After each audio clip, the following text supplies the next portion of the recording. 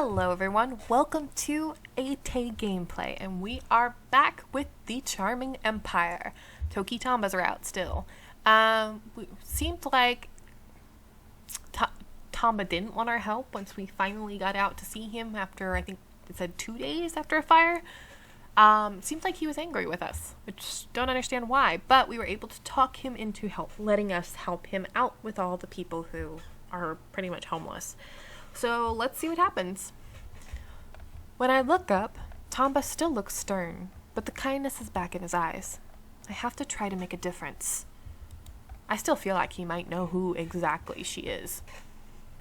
I eagerly roll up my sleeves and let Tanba lead the way. The food's here. Tanba's small cafe is packed with people.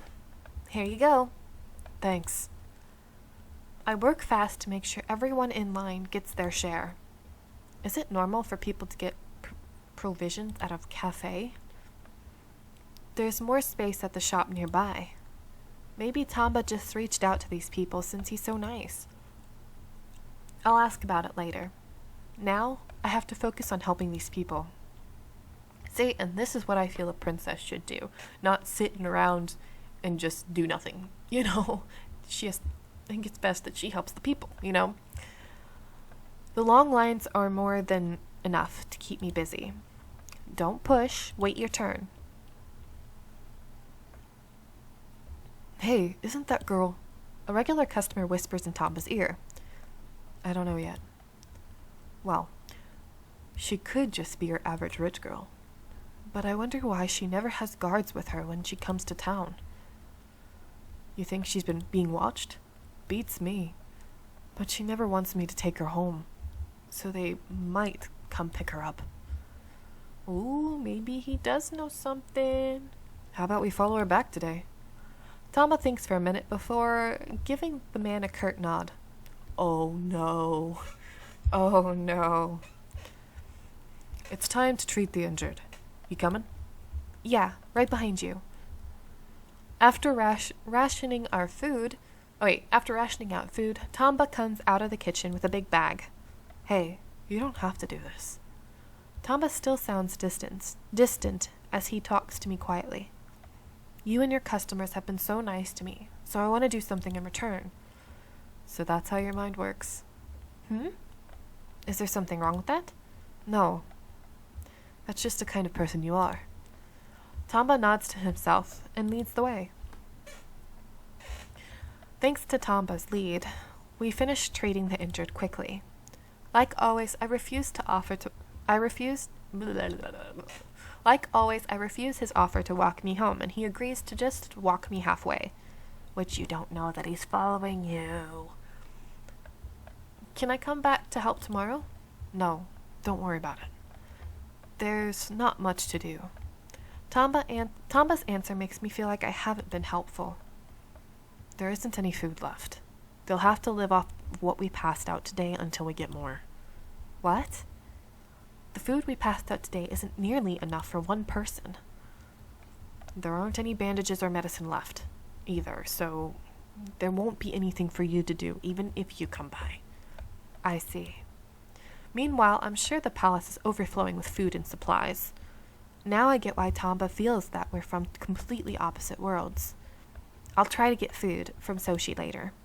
On my way back to the palace under the setting sun, I think to myself what I can do for the people of this town. Episode 10. I think it's interesting that this game calls it episodes when a lot of games just say chapters. The next morning, my brother comes back from his business trip. I beg my tutor and the guards until they finally let me see him. I take a deep breath and get right to the point. Soshi, I need to talk to you. He looks up from the papers on his desk in confusion. It's about the townspeople. The fire has left them without enough food. Don't you think they might be starving? Perhaps. Then can't we help by passing out leftovers from the palace? It's like you've become one of them. Soshi sighs and looks at me in disbelief. That's not true. Then why are you worrying about them having enough food? As long as you're at the palace, the townspeople's lives don't concern you. She's a princess. She has to be concerned about her people. Jeez. His stern look chills down my spine. But as a fellow human being, I can't just watch the townspeople suffer. Oops, sorry. If you heard my phone, I apologize. Tanba and the regulars' faces flash before my eyes, and I fight for their rights. I didn't think you'd care about the people this much. You'd have a promising future if you are a man. My words don't seem to be getting through. Maybe it would be more convincing if I tell him what I really saw.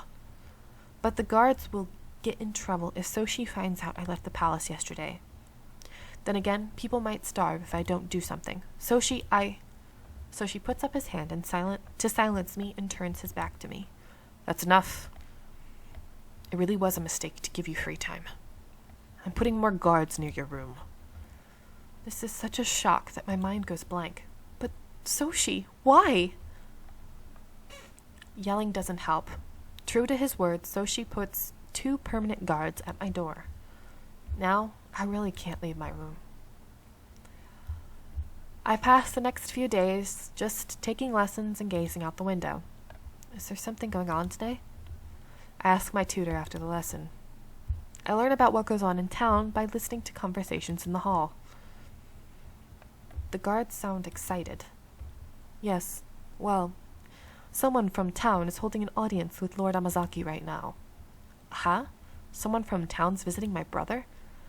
A representative from the disaster area is apparently here to ask for provisions. A representative? Is it Tanba? I quickly stand up and race to the door. To the guard's surprise, I fling the door open and run like the wind to my brother's room. Wait, princess! Unfortunately, a guard grabs my arm before I make it. Ow! Please, let me go!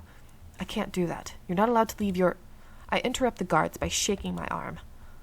Probably because I'm the princess, his grip isn't strong, and I'm able to shake free. Sorry. I set off running again. The guards follow behind, but I'm fast enough to lose them. When I open the heavy doors, I find my brother seated on a chair with a man kneeling in front of him. I know his back so well that I can tell who the man is from behind. Tanba. Overflowing with happiness and worry, I run over and kneel down beside him. There are so many things I want to say that the words get caught in my throat. So you're royalty after all. Tanba smiles and speaks politely, but his gaze is cold. Huh? Oh. I ran into the room without thinking.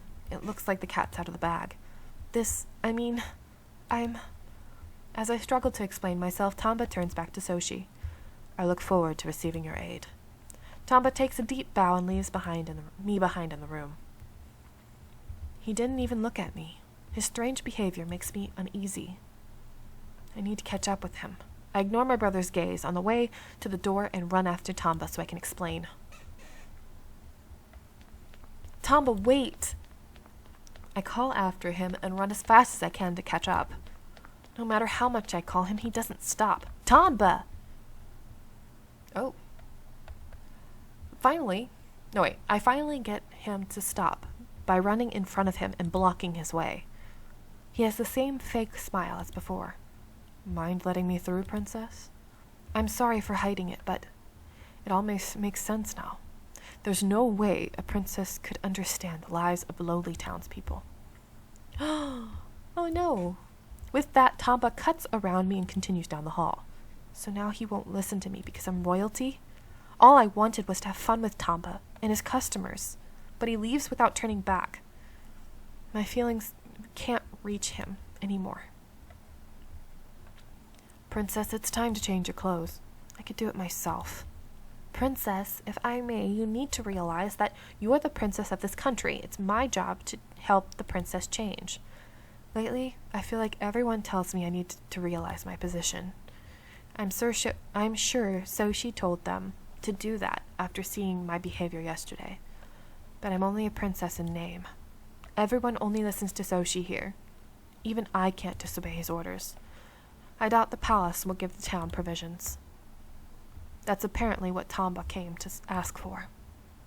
When he refused to back down until my brother agreed, Soshi said he would think about it. But as soon as Tanba left, so she suddenly didn't feel like helping anymore. I doubt he had any intention from the start. I can't do anything. Did you say something, Princess? No, it's nothing. I see. Well, let me know if you need anything. That night, I gaze out at the town from my balcony. The town at night makes me feel even lonelier than it does during the day. Before, it cheered me up when I thought about visiting Tanba, but now, I can't forget how cold his eyes were when he came to the palace. Even if Soshi gives me permission to go to town again, I don't know if I'll ever be able to talk to Tanba the same way again. Is he mad at me for hiding my identity? Or is it because I'm not using my power to help the town? I'd give anything to be friends again, but I don't know how. What should I do? I lean against the railing, gazing at my desk, when it suddenly hits me. Maybe I should write a letter. Even if I do that, Tanba might throw it away. But if he won't listen to what I say, maybe he'll listen to what I write. I know it's sneaky, but I decided to write my name on the envelope. If he opens it, he might understand how I feel. Okay, let's do this. I am going to leave this here. I hope you enjoy and see you in the next video. Bye!